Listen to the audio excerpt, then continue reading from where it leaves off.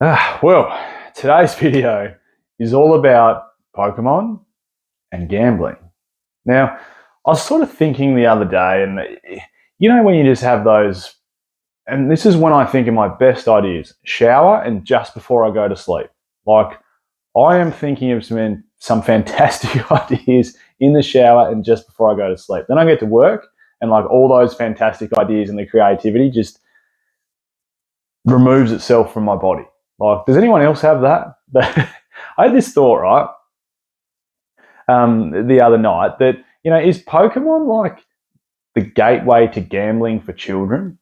I mean, don't get me wrong, I'm not backing out the hobby at all. The hobby's brilliant. The whole trading card world's brilliant. But it works in much the same way as a pokies machine in sometimes. And that's what this video is all about. And to summarize this video, essentially, it's more down the path of pull rates. That's what this whole video is about. So I'm not trying to hook you in with the whole pokies thing. That's a topic we're going to explore as well.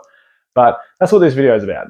Pokies and pull rates and gambling and luring young people into gambling. I don't know. Is it the start of it? So let's jump in and explore that topic in a minute. Anyway, if you haven't subscribed, please do so. And if you want to become a channel member, that would be greatly appreciated. You can do that just by clicking join on my homepage, and then you can ask me some questions via email. Just flick through your YouTube handle and I'll get back to you in a very timely manner. On to the video. So gambling, right?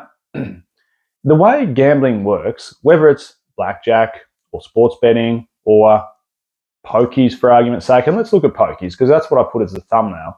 It's on this random reinforcement schedule. I suppose that's what the psychologists would call it. And it's called a random reinforcement schedule because you don't know when your brain's going to get that reinforcement. You don't know when you're going to win.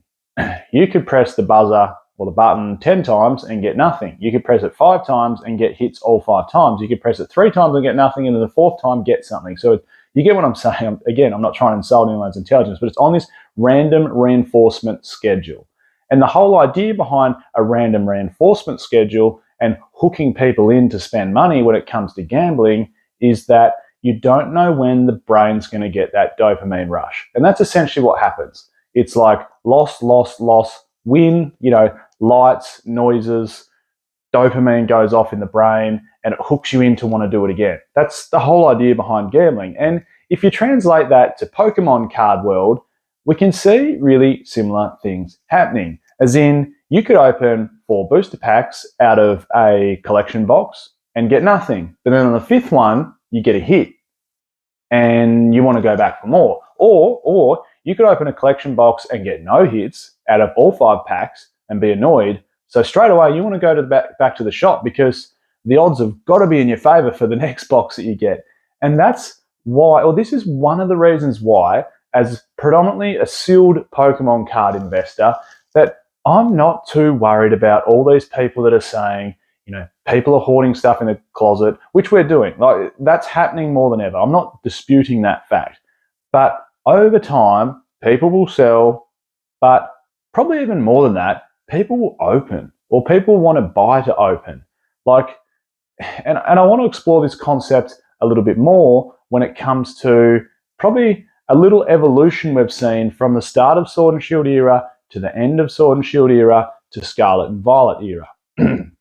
Okay, so follow me down this journey, right? Let's jump into Evolving Skies. We have heard it a million times, and Chilling Rain. Okay, we've heard the words Chilling Pain. We've heard the words Evolving Cries. I've got Evolving Skies up on the screen here when it comes to hits. If you actually do the maths on this, it works out to be awful. Like, it's literally like 1 in nearly 7 packs will get some sort of hit, whether it's a V, a VMAX, a shiny, like a gold, an alt art, an alt art V, an alt art VMAX. Like, you could open a whole booster box and pull 5 hits or 6 hits or 7 hits, but getting any more than that is really, really pushing it when it comes to Evolving Skies. Same thing happens in Chilling Rain. So it works out to be, if you do the math, something like 13 or 14% of packs will have some sort of hit inside it, which is about 1 in 6.5 packs for Evolving Skies. And that's rough. But people keep opening it because the thrill of that dopamine rush, that random sort of feeling of dopamine that you could possibly get. Okay? The psychological factor that I was talking about at the start of this video. You could go, no, no, no, no, no, no, no, for 100 packs or 200 packs. Then all of a sudden, you pull an old art. You get a Dragonite V-Ult. You get a Rayquaza V-Ult. Or you get Umbreon VMAX Ult. Or Rayquaza VMAX Ult. Or Glaceon Ult. And all of a sudden, the dopamine goes ding, ding, ding, ding, ding, and like you're hooked. You just want to open more. So that's what I'm getting at. Is it what's happening to our kids? Like, are we almost starting them off down this gambling path? I don't say it's a bad thing, because at the end of the day, Pokemon's a harmless hobby.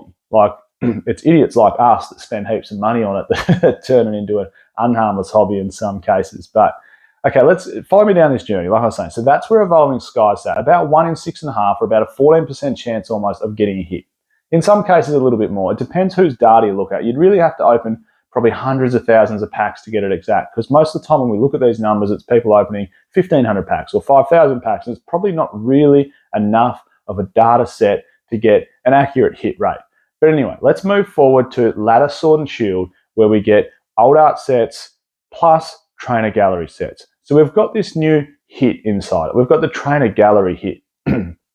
Okay, and if we look at a set like Lost Origin, which I'll bring up on the screen now, it says hit rates are around 32, 33%. And you know what, that's pretty fair and reasonable. I've opened a few Lost Origin booster boxes, and I also opened a Lost Origin booster box on the channel. So if you haven't watched it, it was for the 10,000 giveaway. The cards have been sent off to the winner. I won't mention any, well, I did mention names. It was in the previous video, but it's going to Canada. The cards are going to Canada, and it's right, okay? I got roughly 12 hits out of the box, okay? 36 packs, 12 hits, 1 in 3 packs, 33%. Maths checks out. You could probably open 100 Lost Origin booster boxes and get really similar hits. You're going to be getting about 12 hits. And, you know, that rings true to this whole random reinforcement that I was talking about. The dopamine rush. Open a pack, no hit. Open another pack, no hit. Open the next pack, hit. Oh, beautiful. This is fun. Let's keep doing it. Let's keep opening. Who knows? Oh, I only got a Giratina V-Star out of this Lost Origin pack. Maybe next time I'll get the Giratina V Ult Art. Let's keep cracking packs, cracking packs, cracking packs. It is great psychology and use of people's psychology from the Pokemon company to get people to spend money and buy more packs. Because you know what? Kids are just like us. Kids are just like adults. They get just as excited. If you've got kids, you would know how excited they get when they open that pack and get a hit. You know what it's like. You know what it was like when you were a kid and you did that. Like, the human brain, it just doesn't change over time, does it? And, you know, it almost feels like, are we that far removed from animals? You see those reinforcement videos, those random reinforcement videos like mice where they're, you know, or rabbits or cats where they press this and then eventually get a reward, and then press that, eventually get a reward. Like, Jesus, it makes us feel like we're not too far removed, does it? Finally, keep following me down this journey though. As we move on to a set, the latest set, Paldean Fates, right? Adding in shinies now, which is another rarity, and the bigger shiny, like full art shinies. Okay, we've still got a couple of old arts inside that set. We've got gold cards inside that set. The average hits though, and you'd know this from watching a lot of YouTubers, because YouTubers are going crazy opening Paldean Fates. That's what happens when a new set comes out, okay? People want to watch people open the newest set. Okay, they want to see them pull the Charizard. They want to see them pull the Mew. They want to see them pull the Gardevoir. They want to see them get all the shinies, shiny Pikachu, etc. And as a result, you know, it rings true when you look at the hit rates on this image. It's saying 44% of packs will have some sort of hit. And I've watched a few openings of Paldean Fates, and man, they pull some hits. Like, it's almost getting to the stage where every second pack is going to have some sort of hit inside it. And we saw similar things happen with Paldea. We saw similar things happen with Obsidian Flames. So what I'm getting at by walking you down this journey is we're going from hit rates of like, you know, 14 to 15% in Evolving Skies and Chilling Reign, etc., to now 33% in sets like Silver Tempest, Lost Origin, Astral Radiance, to now like 40 to 45% in Scarlet and Violet sets, particularly the newest Paldean Fates with that shiny Vault. So I don't know the answer to this, but is this intentional from Pokemon Company? Because don't get me wrong, they're not stupid. They know what's going to sell cards.